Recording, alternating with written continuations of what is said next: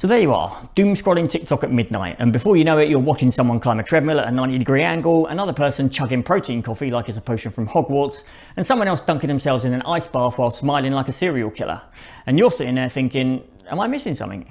Well, today I'm going to tackle these wild TikTok fitness hacks to figure out which ones actually do work and which ones are just trying to send you to A&E.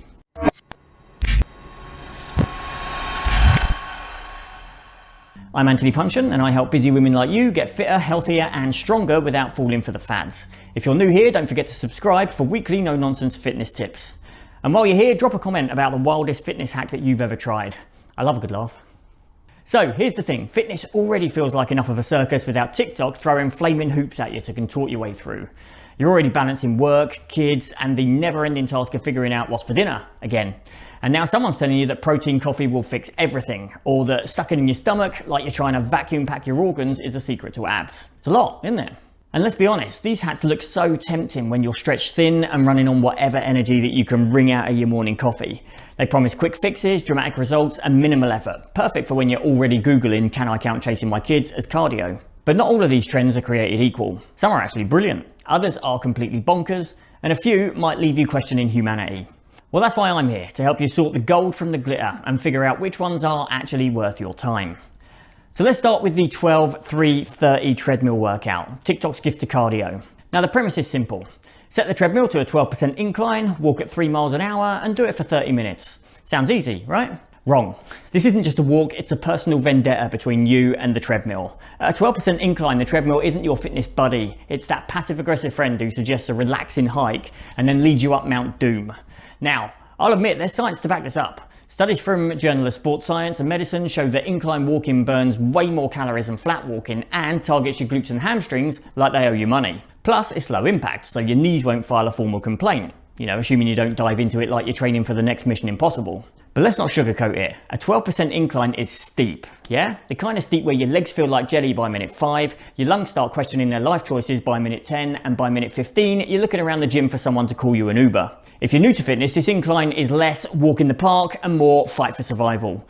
And if you're thinking, but Anthony, I walk upstairs all the time. Well, let me remind you, stairs don't last for 30 uninterrupted minutes, unless you live in a lighthouse. Yeah, so here's the deal. Don't let TikTok bully you into thinking you have to start at a 12%. This isn't the Hunger Games. Start with a 6% incline, see how it feels, and work your way up over time. Think of it like dating a treadmill. Start slow, build trust, and only commit to the full 12% when you're ready for that level of betrayal. And don't worry if you need to hold onto the handles for balance. Yeah, gravity is not your friend here, and no one's handing out medals for stumbling face first onto the controls. Bottom line, 12-3-30 is a solid workout. It's simple, effective, and will absolutely make your glutes and hamstrings scream in the best way. Just don't dive in head first unless you want to walk funny for a week. And remember, if you're sweating buckets and questioning your life choices halfway through, you're doing it right. Now, let's talk about dry scooping pre-workout, a trend so baffling it makes me weep for humanity, just a little bit. This can only be described as the fitness influencer's answer to the cinnamon challenge, except this time you might choke and give yourself heart palpitations. If you haven't seen it, this is where people skip the water, toss a scoop of pre-workout powder straight into their mouths and hope for the best. That's right, someone looked at a perfectly good energy supplement and thought, what if I make this dangerous and unpleasant? Honestly, it's like watching someone eat spaghetti with their hands and call it innovation.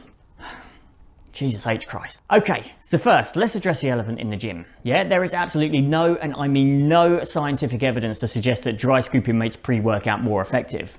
None. Yeah? Studies show that pre-workout is designed to be diluted for a reason, so your body can absorb it safely and evenly. Taking it all at once is like trying to chug an espresso machine. Sure, you might feel a buzz, but it's followed by jittery regret and possibly a very awkward conversation with a paramedic. And let's not forget the choking hazard. Yeah, your mouth isn't a blender and pre-workout isn't powdered sugar. Without water, it clumps, it sticks, and suddenly you're the person hacking up neon-coloured powder in the middle of the gym while everyone wonders if they should call an ambulance or just let natural selection do its thing. Personally, with this kind of thing, I'm in favour of the second one. Then there's the caffeine. Most pre-workouts are loaded with it. Yeah, sometimes the equivalent of 3 or 4 cups of coffee in one scoop. Taken as intended, it's a great energy boost. Taken dry, it hits your system like a caffeine bomb, which can lead to heart palpitations, jitters, or in extreme cases, a one-way trip to A&E. Spoiler alert, no personal best is worth that. So here's my advice. Mix your pre-workout with water like a normal person. Sip it like the instructions tell you and save yourself from becoming a cautionary tale. You'll get all the energy, none of the drama, and you won't look like you lost a dare in the middle of your workout. And if you're still tempted to try dry scooping for the experience, well, let me remind you that bad ideas don't burn calories. Now, let's dive into protein coffee, affectionately known as Profi on TikTok. It's basically the Zendaya of fitness hacks. It's trendy, flashy, and hyped to the moon. Now, the idea is simple. You add a scoop of protein powder to your coffee, and suddenly your morning drink's doing double duty, fueling your muscles and your caffeine addiction. Sounds genius, right?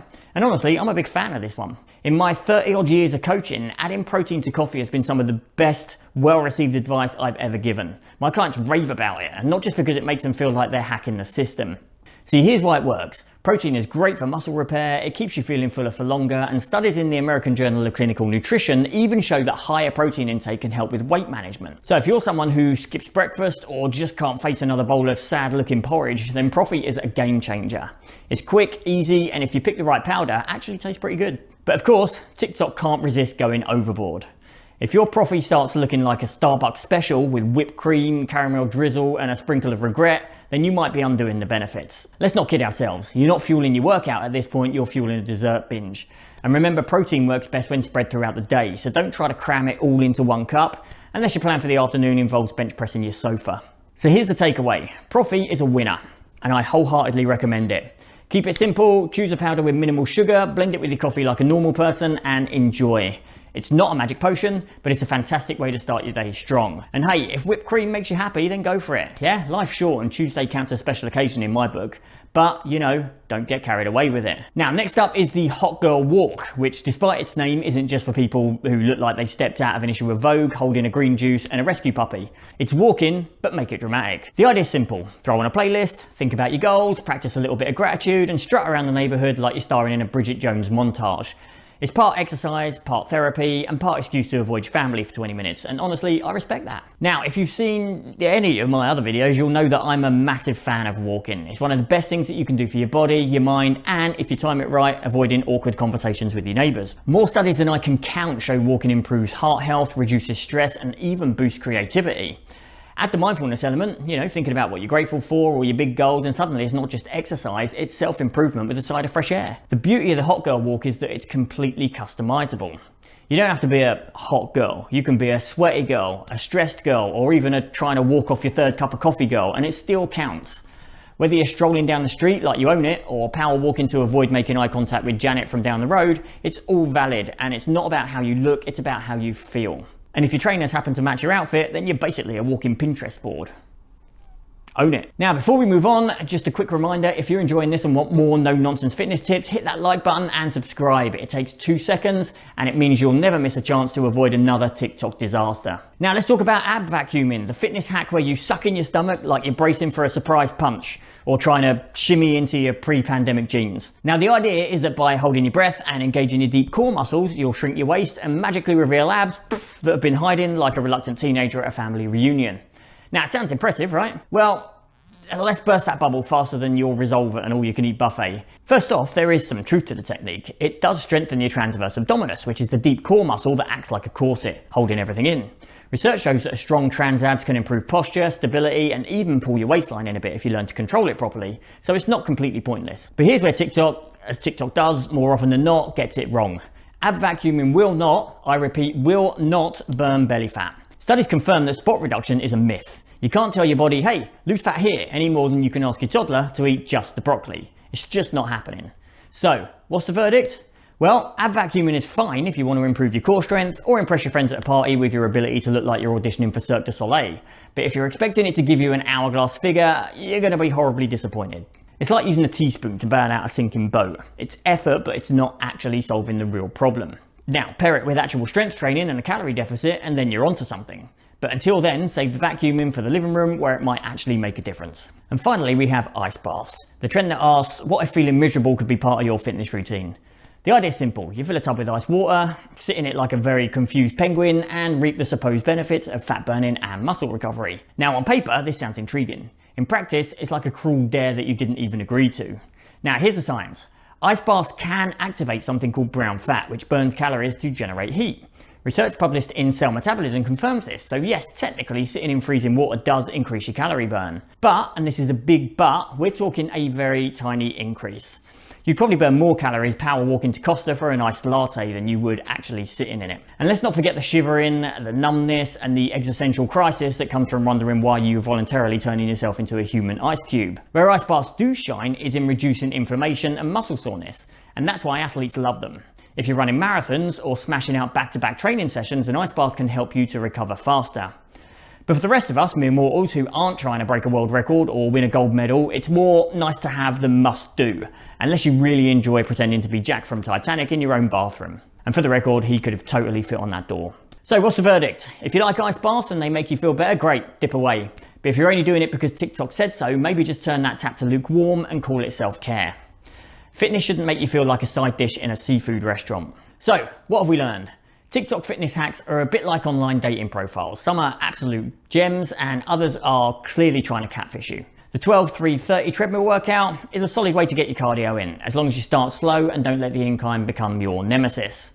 Profi, a winner, especially if you keep it simple and avoid turning it into dessert. Hot girl walks, absolute gold for your body and mind. Dry scooping, please, no. I just can't even with this one. Just save yourself the choking hazard and for the love of God, mix it like a normal person. Ab vacuuming, fine for core strength, but it won't magically erase body fat. And ice baths, great if you're training for Olympics, otherwise maybe stick to a warm shower and call it a day. Now here's my challenge for you. Pick one thing from this video that stood out and give it a try, yeah? Not dry scooping.